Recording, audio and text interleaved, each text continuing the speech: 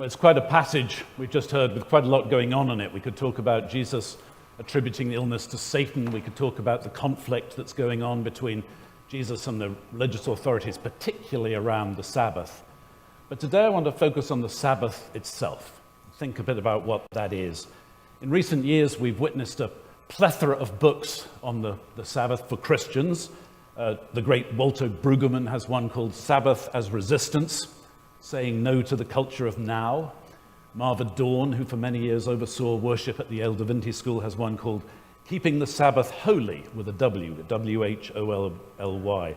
Keeping the Sabbath Holy, Ceasing, Resting, Embracing, and Feasting.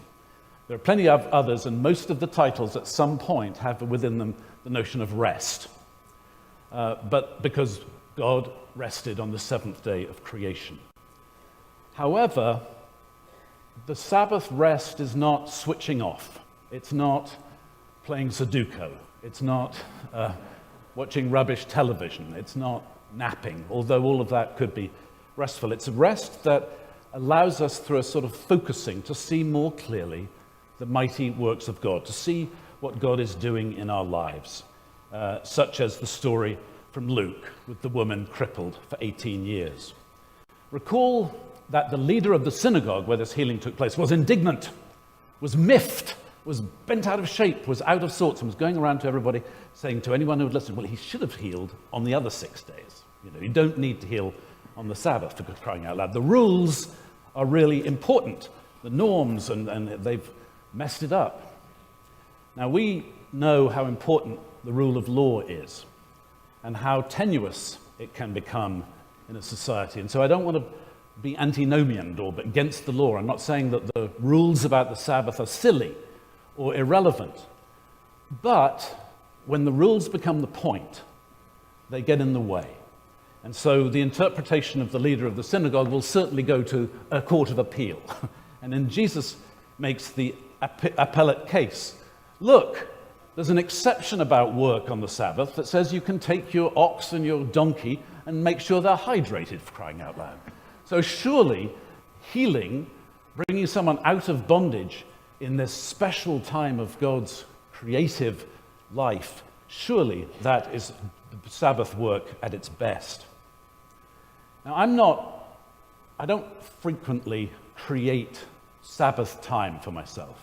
I consider part of what we do in worship as Sabbath, to pausing, to reconnect, to revision, to rethink, reimagine life by turning, as we do here every week, by turning toward what really matters and allowing it to shape who we are. But I'm actually Sage and I are actually going to create some Sabbath time for ourselves. So, as many of you know, I've been navigating a whole host of transitions in the past few weeks, and most of you know what this is like at some point in your lives.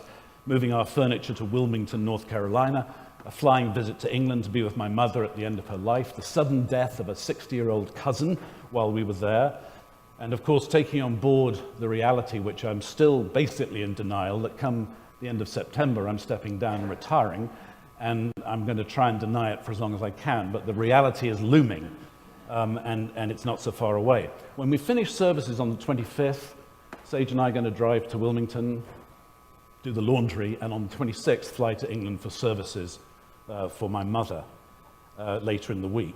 The other day, I was whining to Sage about how I needed to be in 3 places at once.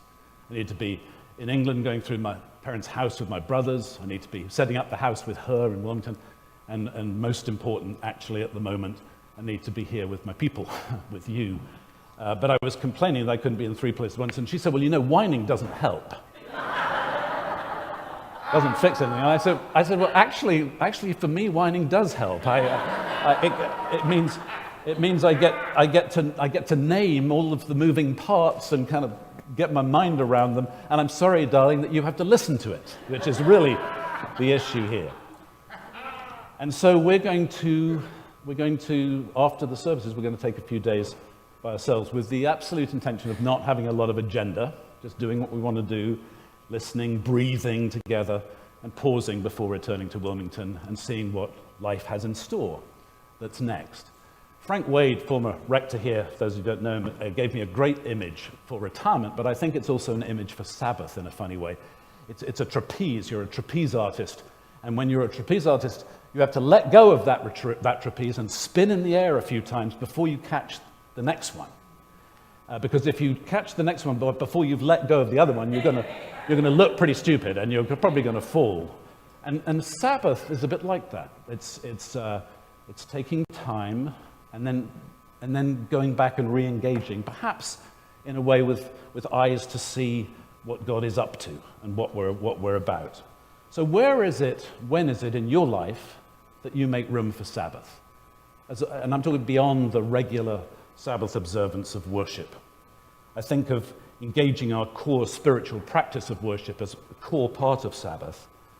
But if intentional Sabbath is not a regular practice for you, as it's not really for me, except on occasion, I encourage you to find ways to make it so in the midst of a fractious and broken world.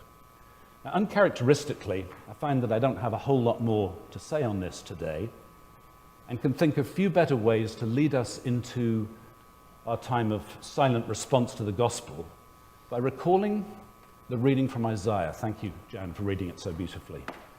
If you remove the yoke from among you, stop pointing the finger and speaking evil, offer food to the hungry, satisfy the needs of the afflicted, then your light shall rise in the darkness, and your gloom will be like the noonday. The Lord will guide you continually and satisfy your need in the parched places and make your bones strong. And you shall be like a watered garden, like a spring of water whose waters never fail. Your ancient ruins shall be rebuilt. You shall raise up the foundations of many generations. You shall be called the repairer of the breach, the restorer of streets to live in. And then he goes on, and all of this is if you refrain from trampling the Sabbath, from pursuing your own interests on my holy day. If you call the Sabbath a delight and the holy day of the Lord honorable, if you honor it not going your own ways, serving your interests or pursuing your own affairs, then you shall take delight in the Lord. You shall see the mighty works of God. You shall gain clarity. And I will make you ride upon the heights of the earth. I will feed you with the heritage of your ancestor Jacob, for the mouth of the Lord has spoken. Let us respond to the gospel in silence and in prayer.